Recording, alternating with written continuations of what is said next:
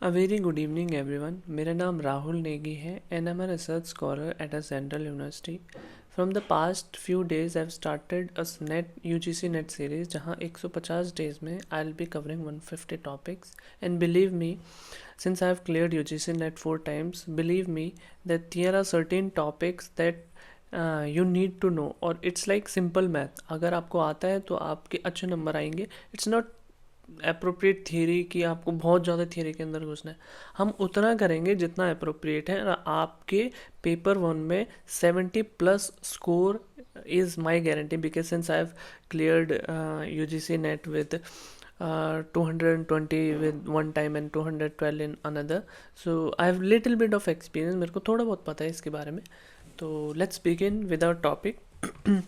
जैसे कि कल हमने इनफॉर्मल फैलेसी करी थी.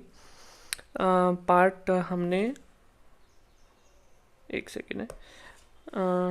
हमने उसका पार्ट हमने फर्स्ट एंड सेकंड किया था. इस वाले में हम पार्ट थर्ड एंड फोर्थ करेंगे और इससे आगे इनफॉर्मल फैलेसी में कुछ नहीं होता. जैसे मैंने आपको बताया था फॉर्मल फैलेसी और informal fallacy. Formal fallacy is that fallacy जहाँ पर स्ट्रक्चर में प्रोमाइसेस 1 प्रोमाइसेस 2 और कंक्लूजन में गड़बड़ी है, मतलब स्ट्रक्चर में, उसके स्ट्रक्चर में गड़बड़ी है, वो फॉर्मल फैलेसी होती है. पर जहाँ पर हमारे सेंटेंस में या फिर अंदर जो कह रहा है उसमें गड़बड़ी है, then we call it informal fallacy. तो आज जो हमारे पास इनफॉर्मल फैलेसी है, पहली है हमारे पास हेस्टी जनरलाइजेशन. हेस्टी जनरलाइजेशन का क्या मतलब है? Making a big conclusion based on little evidence. Making a big conclusion based on little evidence. हमारे पास एविडेंस तो बहुत कम है पर हम उसको जनरलाइज करने की कोशिश कर रहे हैं. मतलब जल्दबाजी में, हेस्टी जल्दबाजी में हम जनरलाइज करने की कोशिश कर रहे हैं बहुत थोड़ी सी नॉलेज के बेस पे. ठीक है, जैसे कि I met 2 students from class 7 who are rude. So class 7 students are rude. ठीक है, आपने 2 स्टूडेंट से मिले, may be they are from that particular group जो थोड़े एरोगेंट होते हैं, थोड़े रूड होते हैं. तो you can not generalise on the basis of that कि होल ग्रुप ही हमारा क्या है, रूड है, होल क्लास ही रूड है. ऐसा आप जनरलाइज नहीं कर सकते. ठीक है.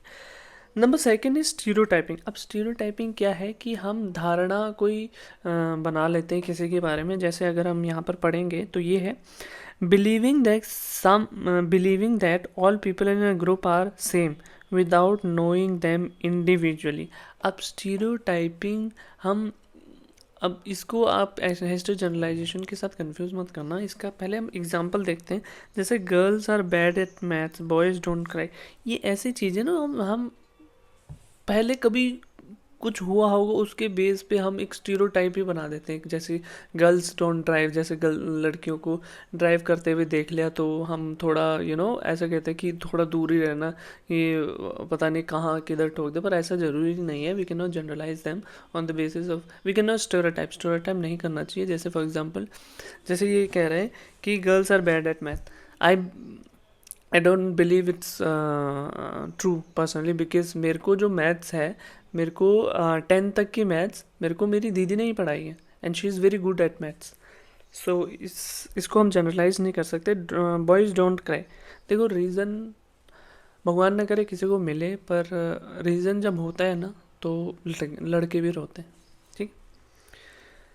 Now the third one is superstition. अब सुपरस्टिशन क्या है कि believing that one event causes another without any scientific और लॉजिकल रीज़न. इसके पीछे कोई साइंटिफिक रीज़न नहीं है, इसके पीछे कोई लॉजिकल रीज़न नहीं है. बस हम ऐसे बिलीव करते हैं. जैसे फॉर एग्जांपल, हम जा रहे हैं कहीं से और बिल्ली ने रास्ता काट दिया तो हम रुक जाते हैं, किसी और को पास करने देते हैं या फिर स्पिट करते हैं कि उससे उसका जो भी है वो कट जाए. पर ऐसा नहीं होता. This is not true. I don't believe personally. जैसे I fail the exam because a black cat crossed my path. You fail because you did not study. ठीक है, आपके 1-2 नंबर ऊपर हो सकते हैं पर आपने स्टडी फुल करी है. 100 में से आपके 0 आ जाएंगे क्या? आपके 100 में से 30 नंबर आ जाएंगे क्या? नहीं. ठीक है. This pen is lucky, that's why I pass. You pass because you studied, not because this a particular pen you purchased whatever price और you feel it's lucky for you. No, that's not true. Now we have argument ad ignorantiam. अब इससे थोड़ा हम ऐसा argument है जिसमें हम ignorance को थोड़ा महत्व दे रहे हैं। जैसे अगर हम यहाँ पे देखें, क्लेमिंग समथिंग इज ट्रू और false just because it has not been proven otherwise.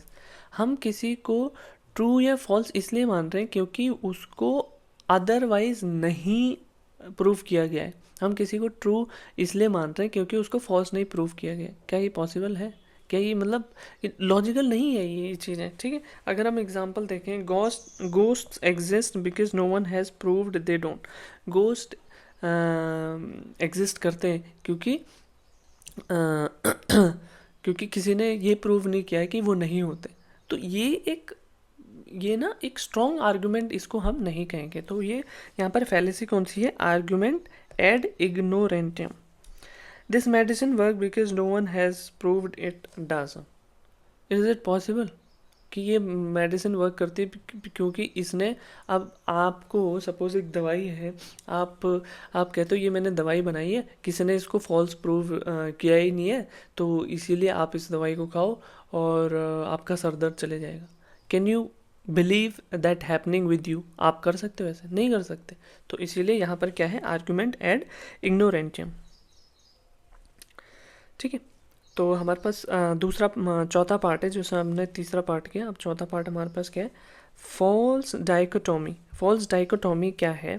Presenting only two choices when options more options actually exist. हमें दो ऑप्शन ही एक्सप्लोर करते हैं जबकि हमारे पास और ऑप्शंस भी हैं। फॉल्स डाइकोटोमी, डाइको मतलब टू से संदर्भ में, टू के संदर्भ में बोल रहा है। Either you score full marks और यू आर अ फेलियर। या तो आप फुल मार्क्स लाते हो या तो आप फेलियर हो। ऐसा हो सकता है। फुल मार्क्स तो ऐसा ज़रूरी नहीं है। अगर 100 बच्चे पेपर दे रहे तो मुश्किल से, इट्स वेरी रेयर कि 1-2 के ही आए 100, तो बाकी सब फेलियर है क्या? तो मतलब दुनिया क्या 1-2 जो 100 नंबर ला रहे हैं वही चला रहे हैं दुनिया? That's not true. ओके, तो that is false dichotomy. Begging the questions. ठीक है, अब यहाँ पर पता क्या है, ये जो इनफॉर्मल फैलेसी है उसको अगर आप ध्यान से समझोगे ना तो उसके जो टर्म्स हैं उसमें ही आपको आंसर मिल जाता है। जैसे फॉल्स डाइकोटोमी, आपको पता है दो, कहीं पर ऐसा हो गया कि या तो ये है या तो ये या तो ये है या तो वो है, और जबकि आपको पता है कि और ऑप्शंस भी हो सकते हैं उसमें एक्सप्लोर करने के लिए, तो आपको पता है वहाँ पर क्या बोलना है? False dichotomy. अब बेगिंग द क्वेश्चन है, the conclusion is already assumed in the reason. The conclusion is also assumed in the reason. पहले हमारे पास कोई क्वेश्चन है या फिर कोई रीज़न है जो स्टेटमेंट दिया, हम उसमें कंक्लूजन भी अज्यूम कर लेते हैं। कैसे अज्यूम कर लेते हैं देखते हैं। God exists because the holy book says so and the holy book is true because God wrote it। अब इन्होंने यहीं पर हमें क्वेश्चन में ही इतना हमको कंफ्यूज कर दिया है कि क्वेश्चंस में ही वो बैक कर रहे हैं कि गॉड एग्जिस्ट करता है क्योंकि Holi book says so, and Holi book इसलिए सही है क्योंकि भगवान ने उसको लिखा है। तो ये यहाँ पर इसके मैं और भी एग्जांपल दूंगा, तो उससे आपको क्लियर हो जाएगा। मैं ऐसा करता हूँ, इसके बाद की वीडियो में मेरे को एक सजेशन भी आया था कि सर आप PYQ भी साथ साथ कराओ ताकि हमको कंसेप्ट ज़्यादा क्लियर हो। तो मैंने PYQ भी, अब इस वीडियो में तो मैं नहीं डाल पाऊँगा क्योंकि मैंने वो अभी थोड़ा एडिटिंग में थोड़ा मेरे को दिक्कत आती है, पर from the next part that I am going to upload, मैं हर जो भी एक्सप्लेनेशन हो उसके बाद हर टॉपिक का क्वेश्चन डालूंगा, कम से कम 2 से 3, क्योंकि मेरे पास PYQs काफ़ी पड़े हुए हैं।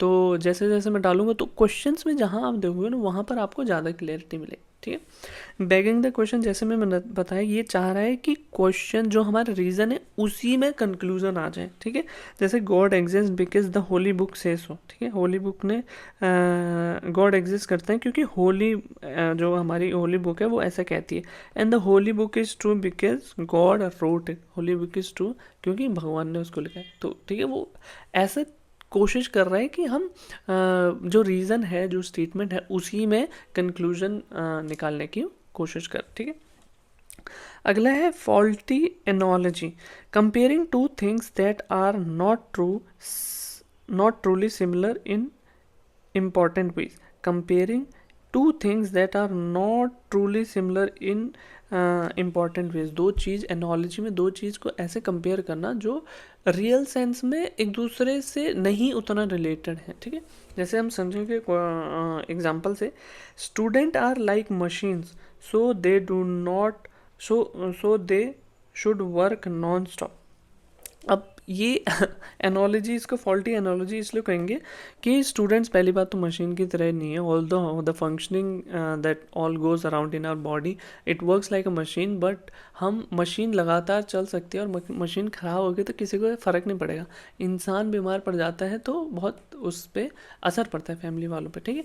इसीलिए ये हमारी फॉल्टी एनोलॉजी होगी क्या, students are like machines so they should work non-stop. Students are not like machines. Machines are non-living things. Students are human being. When they get tired, they have to take rest.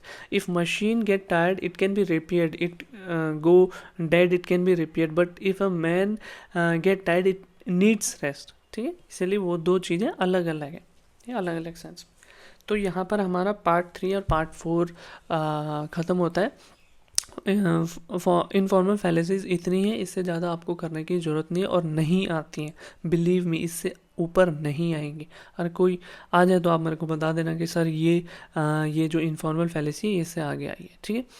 तो that's it for today. If you like the video make sure you subscribe to the scholars guide, क्योंकि मेरा एक ही source of motivation है कि आप मेरी video को subscribe करें और अपने वैल्यूएबल जो सजेशंस हैं उनको कमेंट बॉक्स में डालें, ताकि जैसे पिछला PYQ वाला एक ने कमेंट डाला तो मैं अब आगे वाली जो नेक्स्ट अनदर वीडियो आएगी उसमें साथ साथ में मैं वो भी डालता रहूँगा, PYQ भी स्क्रीनशॉट के साथ, ताकि आपको पता लगे एग्जैक्टली ये क्वेश्चन कैसे करके आते हैं, ठीक है।